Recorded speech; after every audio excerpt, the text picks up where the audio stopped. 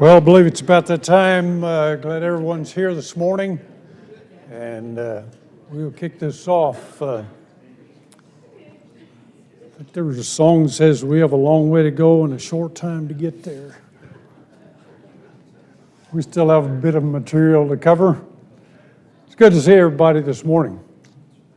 These are the ones I have on my prayer list already. We got a notice this morning about Jason Blankenship with a detached retina. That's too bad. That's tough. And Lori Heal is recovering from retina surgery, apparently doing well, so that's good. Dee Decker is in the hospital. Dee Wilkinson's recovering from a fall in which she broke her hip. Ann Nelson lost her sister sometime this past week. And it being a holiday weekend, we have a lot of travelers, I'm sure. Any other people we need to add to our prayer list this morning?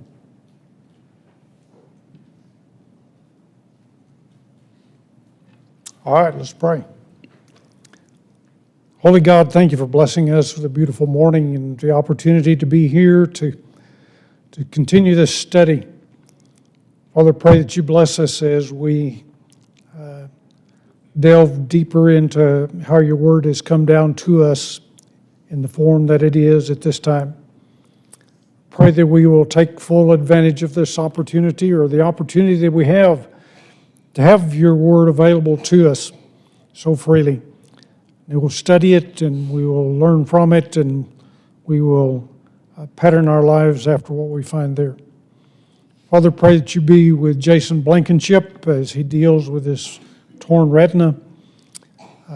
Pray that you be with the doctors who will be doing his surgery, that it will all go well, and that he'll be able to maintain his eyesight. Thankful for the healing that Lori Heal has experienced with her eye. Pray that you help her be completely well at this time. Continue to be with Dee Decker, Dee Williamson. Bless them as they recover from their sicknesses and injuries. Be with Ann Nelson. Bless her in the loss of her sister. Bless all of those who are traveling of our number today and this weekend. We pray that you bless them with safety. Bless all who will be traveling throughout this summer, and just pray that you watch over us, help us no matter where we are to always honor and glorify you in the things that we do. Just bless our time together today, Lord, in our fellowship and our worship together. It's in Jesus' name we pray. Amen.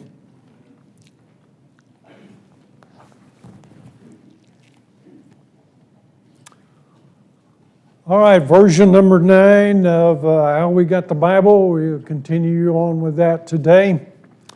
And we are to the point now we're ready to start translating. We've gone through all of these other processes. We've collected the inspired writings. We've found all of the best Hebrew and Greek manuscripts. We've formed the best Hebrew and Greek manuscripts out of all of those others that were determined to be inspired. Now then, we're ready to translate. Before we get into the translations, though, there are some principles or some things that we want to look at. There are some steps in producing a translation, obviously. You don't just jump in and start translating. You always start with the best possible Hebrew and Greek text. If you're going to produce an accurate translation, you've got to have an accurate source. And for the last few weeks, we've talked about all of the process of putting the best Hebrew and Greek text together, which is quite the process. But now that we have that, we're ready to start translating into the desired language, whatever that might be. In our case, that happens to be English. Obviously, the translator or translators has to have a thorough knowledge of Hebrew and Greek and the language into which the Bible is being translated. That these things go as a given. And then you're ready to do the actual translation.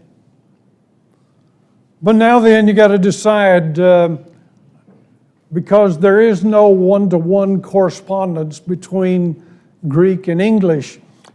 How am I going to do this? Am I just going to try to convey the thoughts in English that are contained in the Greek and Hebrew manuscripts? Or am I going to do a paraphrase? And if I'm going to do a paraphrase, how far am I going to take that paraphrase?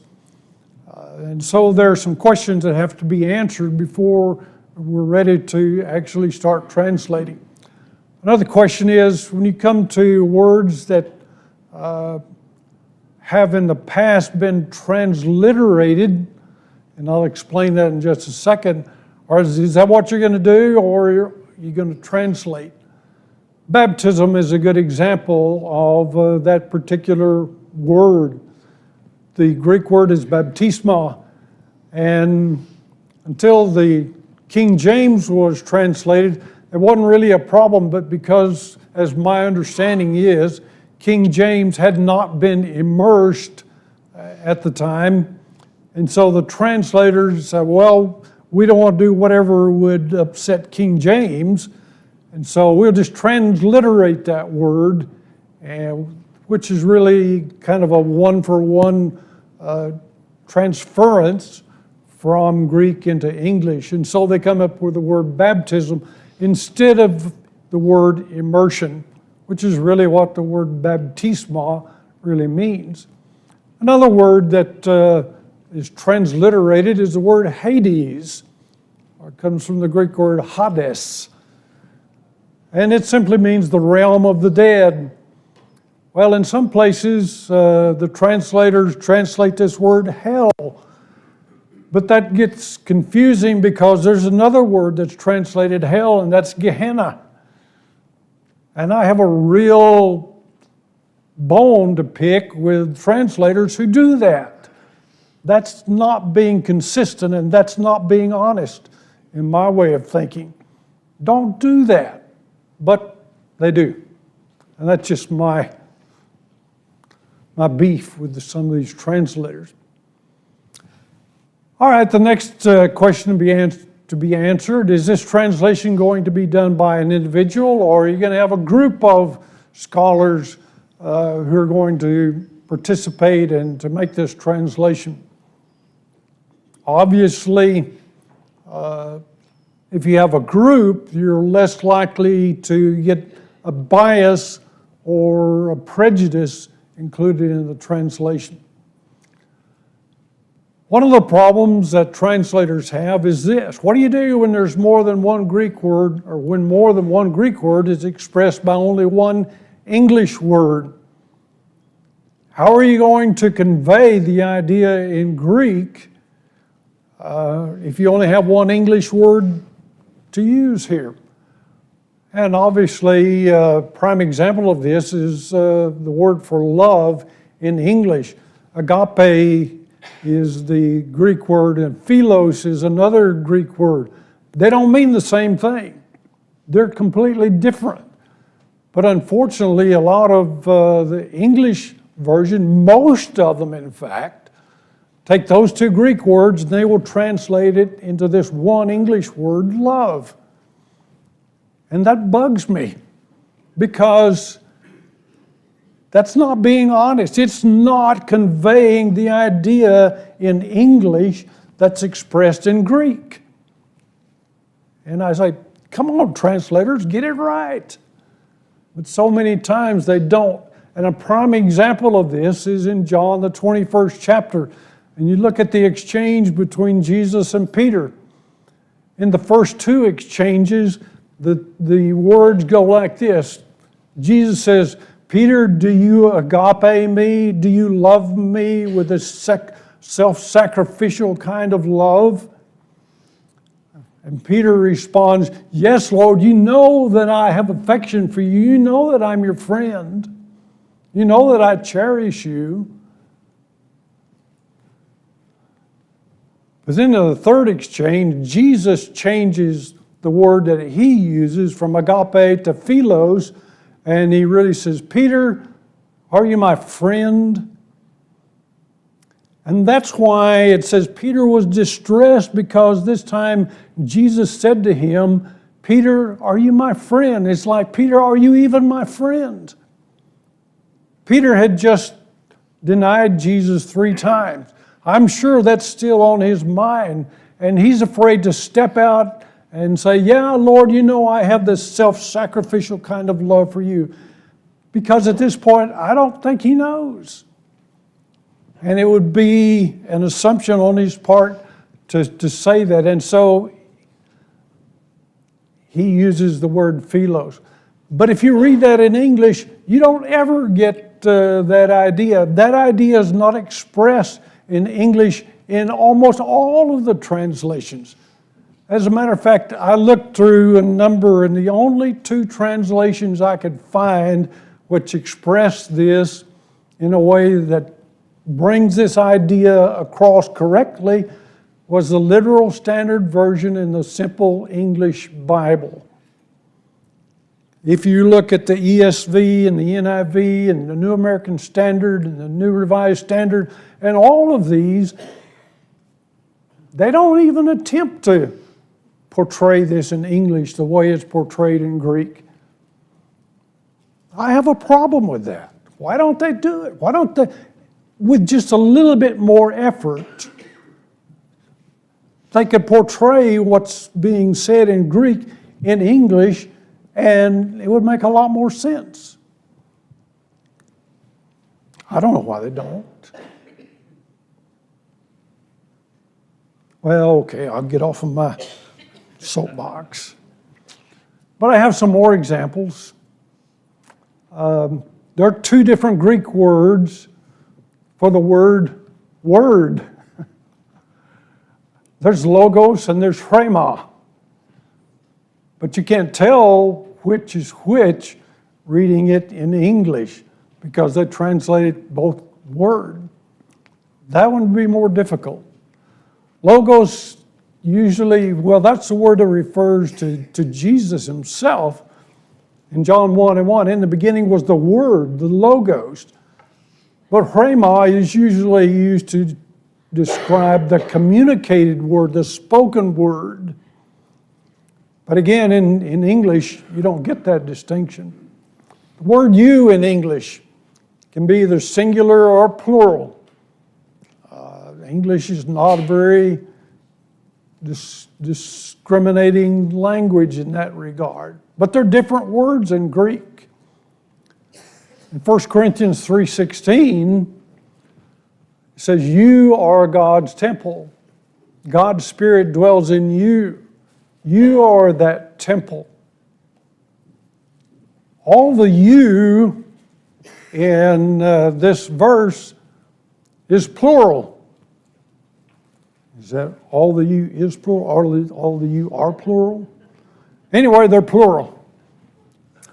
And so he's not talking about the individual in this case. He's talking about the church as a whole. But again, you don't know what he's talking about if you just read it in English. I think you could solve that by using the West Texas vernacular. Just put in y'all there.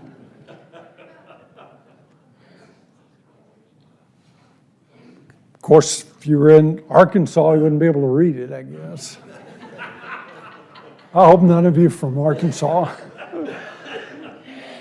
No offense intended. Well, another problem in these verses, or in this verse, you are God's temple, you are that temple. It shouldn't be the word temple, because that's not the word that's used here. The word for temple is hieron. The word that's used here is naos.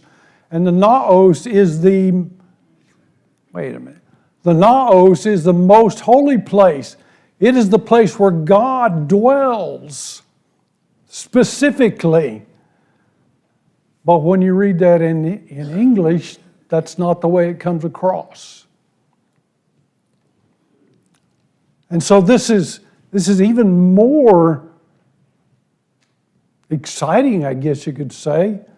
We are the very dwelling place of God. God gives us His Spirit.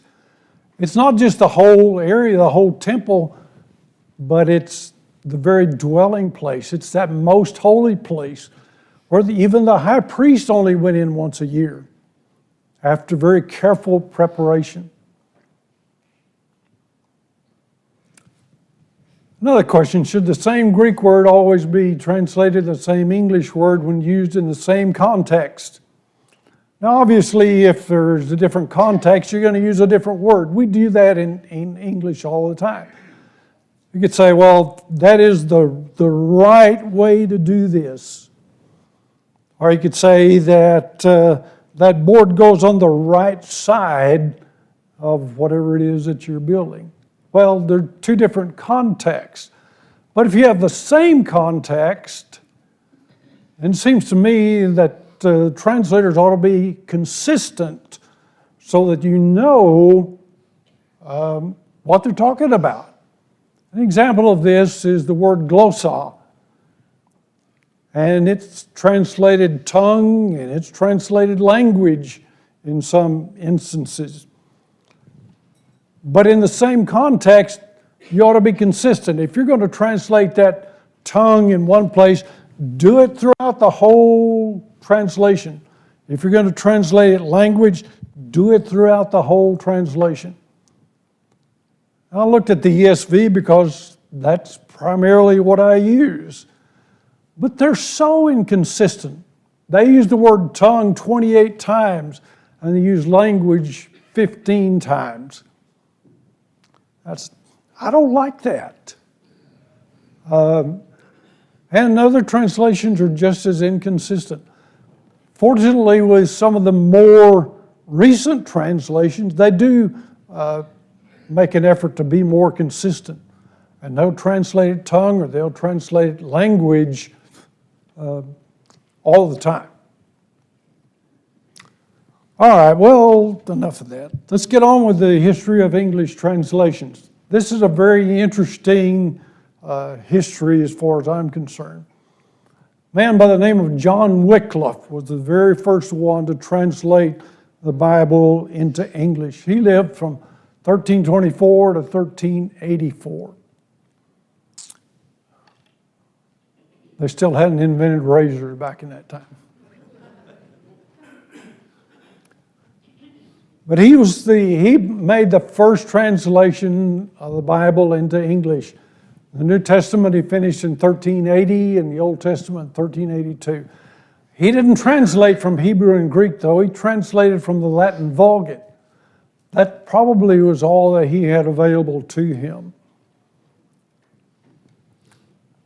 He had a pretty impressive background. He was trained at Oxford, got a doctor's degree in 1367. So he was a well-educated individual. Well, at that particular time, if you know something about church history, you know that the Catholic Church insisted that the Bible not be translated into any common language. Now, why was that? Why would that be? Why would you not want the people to be able to understand, to read and understand the Bible in their own language? Well, if you've studied church history, you know that the answer is very simple. Because they wanted to maintain control over the people. And by not having a translation that the Bible could understand, they could maintain that control, or that would be one of the ways that they maintain control over the people. Because when you look at what John Wycliffe did, and we'll look at more of that in just a second, he studied the Bible. He was a well-educated individual. And some of the things that he concluded or that he found in his Bible study was contrary to what the Catholic Church was teaching at that time. Wycliffe believed that every person should be able to study the Scriptures for themselves. Every person, no matter who. And he stated that very openly. He was a biblical scholar. He knew the Bible very well. Well, consequently, the Catholic Church charged him with heresy, and they said anyone associating with him be subject to excommunication. And that would be a cutting off from the Catholic Church, and supposedly that would condemn one to eternal punishment. Well, one of the things to keep in mind here, England, where John Wycliffe was working, is a long way from Rome. And so the further from Rome you get, the less influence and the less control and the less power that the Pope has over this individual. Wycliffe opposed many of the practices of the Catholic Church. I mean, he had read the Bible for himself, and he looked at this word and he compared what the Catholic Church was doing, and he said, these things are not right. And these are some of the things that he opposed. He opposed the sale of indulgences. Anybody know what that means? Sin tax. What's that? Sin tax. Sin tax. I don't know exactly what that is, but I know that. Say you wanted to go out on a Saturday night and you wanted to party big time and you wanted to drink and who knows what else. Well, you could go to the bishop on Friday morning, and you can buy this indulgence. You could pay for this indulgence so that whatever you went out and did on Saturday night, you didn't have to go to the priest and confess it then on Monday morning. And the church raked in huge amounts of money from this practice. Well, the practice of simony, and I'm not going to ask Terry what that means because I don't know.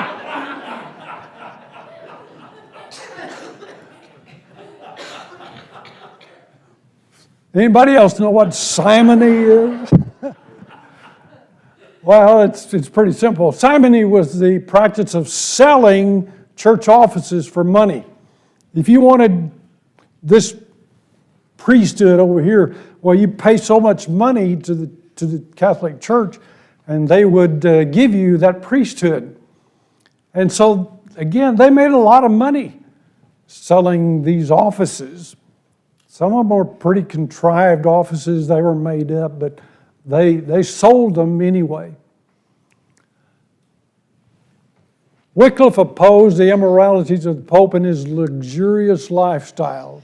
Again, if you've studied this or church history during this particular era, you know that some of those popes were pretty immoral, and they lived very extravagant lifestyles with all of the luxuries and all of the good things that could be had at that time.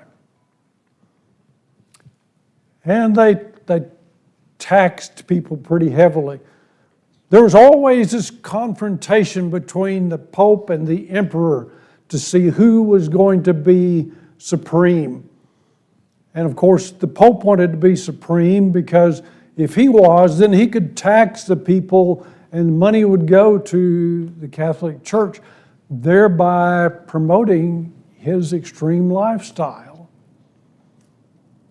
Wycliffe also denied the doctrine of transubstantiation.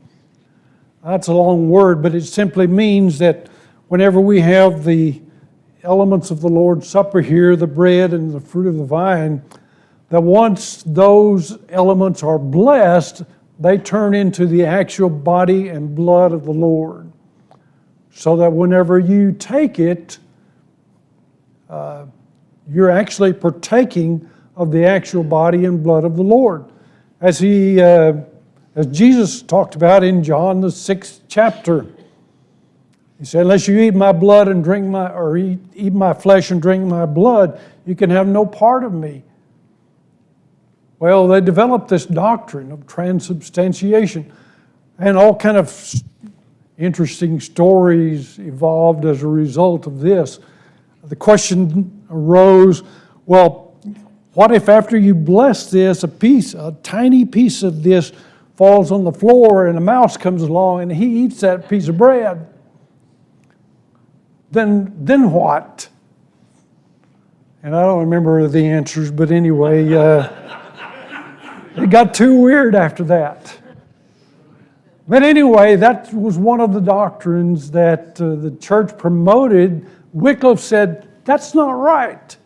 And so he opposed that. So it's no wonder that the church really found themselves in opposition to John Wycliffe. As I've said before, he was a great biblical scholar. He was very sound biblically. He insisted that there were no church officers above elders and deacons. Well, I think he's right, except in one regard. I don't think being an elder or a deacon is an office. It's a function.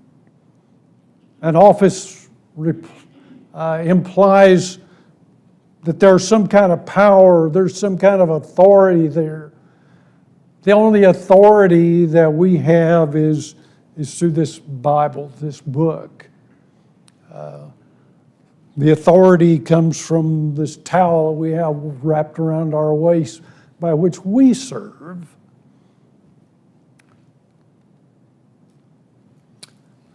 Wycliffe wrote a lot of articles in English appealing directly to the common people. And as a result of that, he was very popular with the people. The things that he was saying really appealed to the people. And so he was a very popular individual. Well, he unfortunately died of a stroke on December 31st, 1384. Well, in 1415, 31 years after he died, he was declared a heretic by the Council of Constance, this Catholic council. And in 1428, 44 years after he died, his bones were dug up and they were burned. We'll teach you, John Wycliffe. Well, it was to be a message to others who lived at that particular time. Don't be doing this. Well, it didn't stop them anyway. This was a statement made by the Catholic Church. To possess a Wycliffe Bible is a crime. To read one is a heinous crime. Pretty radical. Something else I found interesting, a Wycliffe Bible would cost about $650 in today's money, 2024. That's considerably more than what I paid for this one.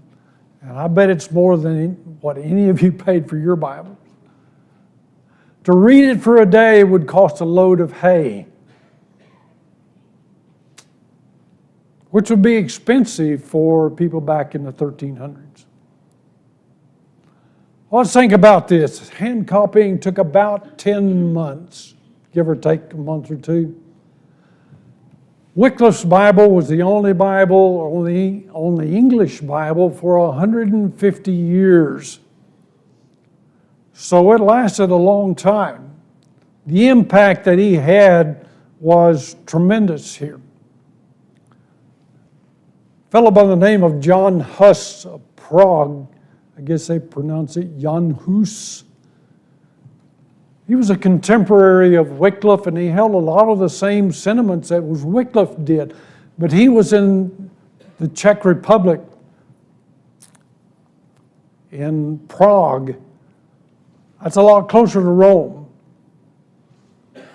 There is a picture of, or a statue of John Huss in a square in Prague, the Czech Republic. There's another picture. The two people on the left you probably don't recognize, and you probably don't recognize the guy on the right either. That was back when I had hair and it was mostly black. But that was taken in 2001 when we were, I think Gail was taking the picture, that's why she's not in the picture. Anyway,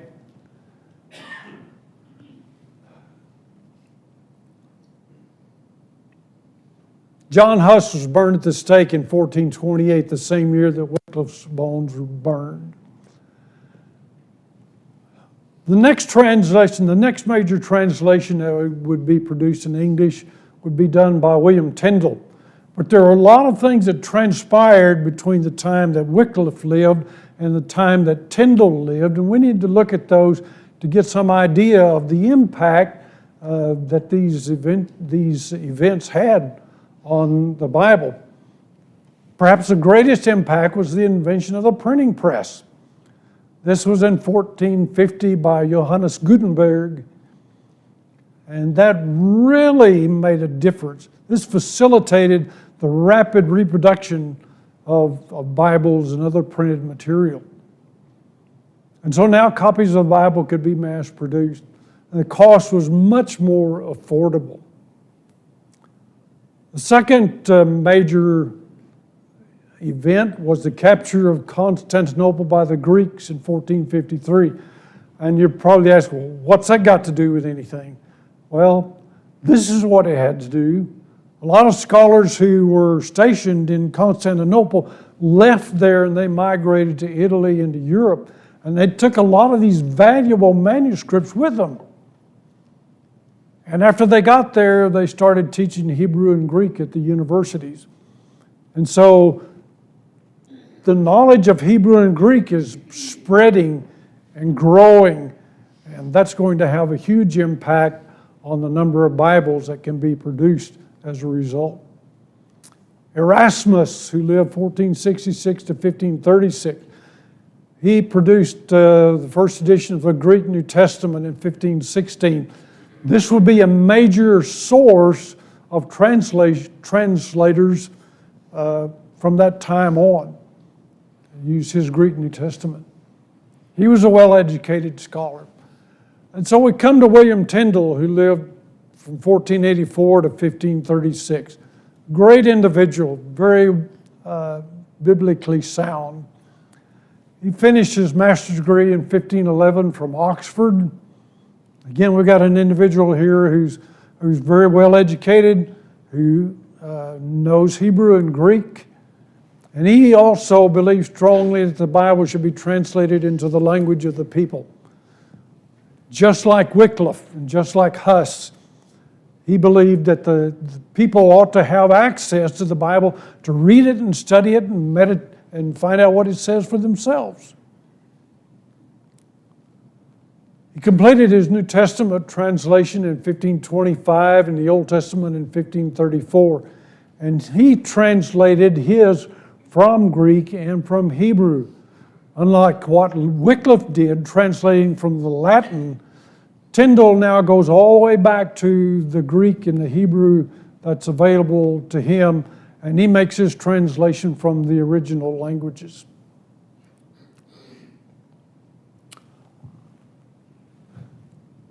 If you read the account of all that went on at this time and how the Catholic Church was pursuing Tyndale, trying to catch up with him and arrest him, it's very interesting reading. They finally captured him at Antwerp in Belgium, and they burned him at the stake October 6, 1536. Well, they were being very merciful, so they strangled him to death first before they lit the fire. Well, thank you so much.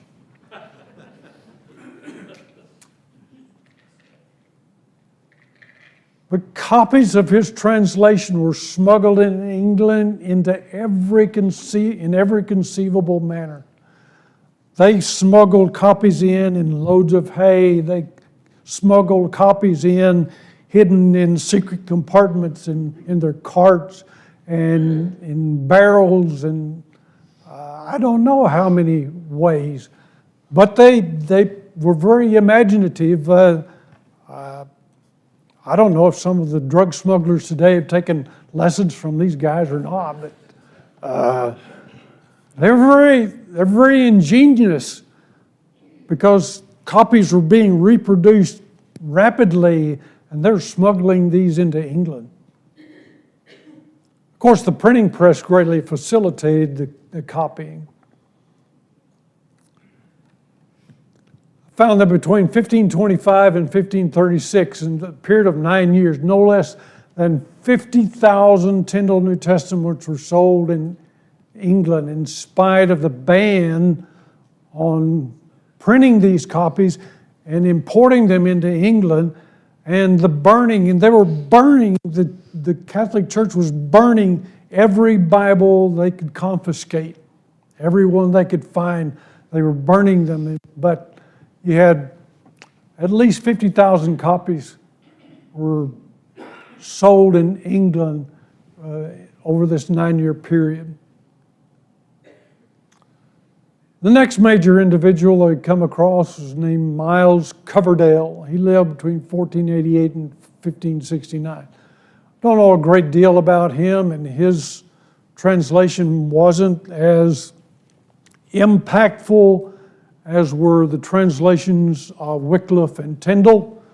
But he did make this translation into English in 1535, just 1 year after Tyndale had completed his translation. Coverdale did his translating from German and from Latin, however, not from Hebrew and Greek. John Rogers was the next individual to come along to translate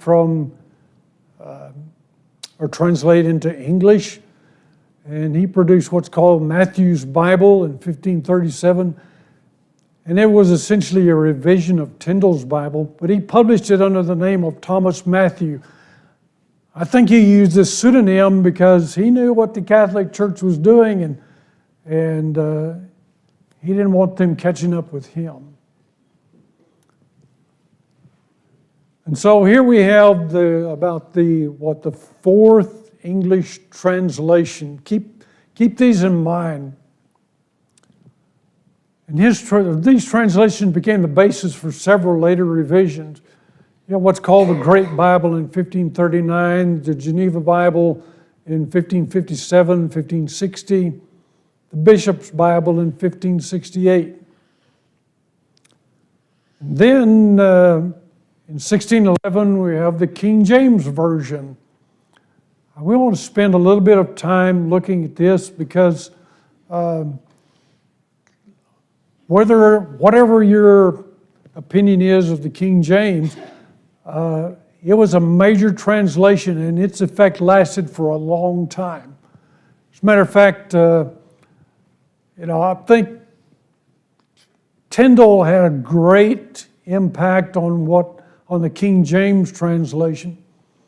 And so, working through that, we see the effect of Tyndale's translation still being felt 490 years later. That's a long time. Well, the King James was the third authorized version. An authorized version means that it is sponsored by someone who is in power, usually a king. The King James was authorized by King James I of England. Well, yeah, that's where it got its name. And I want to go through this because the process by which the King James was translated became the pattern by which a lot of following translations would be made. 54 men were appointed as translators, and they had to have proven efficiency as biblical scholars. They were trained in Hebrew and Greek. They're divided into 6 groups. Group 1 translated Genesis through 2 Kings. Group 2 translated 1 Chronicles through the Song of Solomon. Group 3, Isaiah through Malachi. Group 4, Matthew through Acts and Revelation. Group 5 did Romans through Jude. And Group 6 did the Apocrypha. Take note of that. This is 1611. And here is the process. Each scholar would first make his own translation, then it was passed on to be reviewed by each member of his group.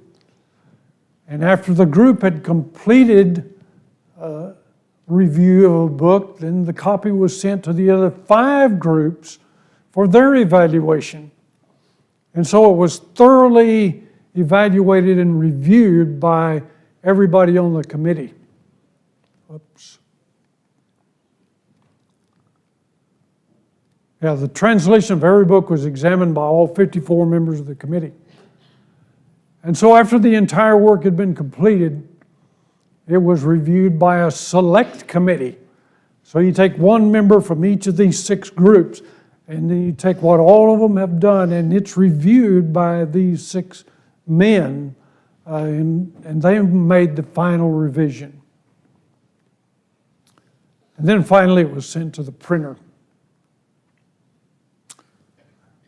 Well, there was some opposition to the King James Version at first, but before long it was pretty well accepted and became a popular Bible of the common people. In 1629, a revision was made, and the Apocrypha was deleted at that particular time. I think primarily as an effort by the Puritans. They didn't accept the Apocrypha and they wanted it deleted. And so in 1629, it was deleted. Well, the King James was primarily a revision of the Bishop's Bible, which itself was heavily dependent on Tyndale's translation. And so that's why I say that the effect of Tyndale carried on for hundreds of years after what he had done. And I think we can agree on this. The King James was an excellent translation for its time, considering what they had to work with. They didn't have any New Testaments older than 1000 AD. And so they didn't have the Sinaitic, and they didn't have the Vatican, and they didn't have the Alexandrian and the Washington and the Ephraim and the Beza and all of these early manuscripts. They didn't have access to any of those. And so what they had to work with was these manuscripts that were dated 1000 AD or later. And so they did a good job based on what they had available to work from. And considering all this, it remained the English translation for 275 years. That's a pretty long time. I debated whether to put this question up there or not, but I did. And I'm not being critical of these people. I'm not putting you down. If that's what you use, that's fine. It's just been my experience that some people are very loyal to the King James. And my mother was one, my mother-in-law was one. We had all kinds of discussions about what should be used. I don't know. Anybody want to offer an answer to this question right quick? Jim? Well, I think in God's providence, whether it's King James Version or the English, whatever, I think through his providential care and guidance, that we could take any of these translations and study them and make it to heaven. There's going to be a lot of people in heaven because of the King James Version. Oh, yeah, and there's going to be a lot of people in heaven because of the other version. Because I think God, through his providential love here, it is not, would not let it get tainted to the point that it would be so corrupt that it would interfere with someone studying them and being able to determine what they need to do. Okay. The reason I say that is, in discussing the flaws of all these, I wouldn't want anybody to get the idea if these versions are flawed, if they're, maybe why should I study them? If they've got flaws, if they are not translated completely correct. But we do that, then we're leaving that to God's providential care for his scheme or redemption. Well, we're out of time, unfortunately. I wanted to hear some other answers, but as best I could find, there were about 900 English translations made from the time of John Wycliffe up until the current time. And we're going to stay here till we cover every single one of them.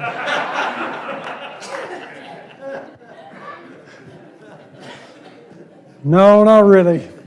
But next week we'll get into some of the actual translations and we'll look at them and try to finish up next week, but we'll see. Thank you very much.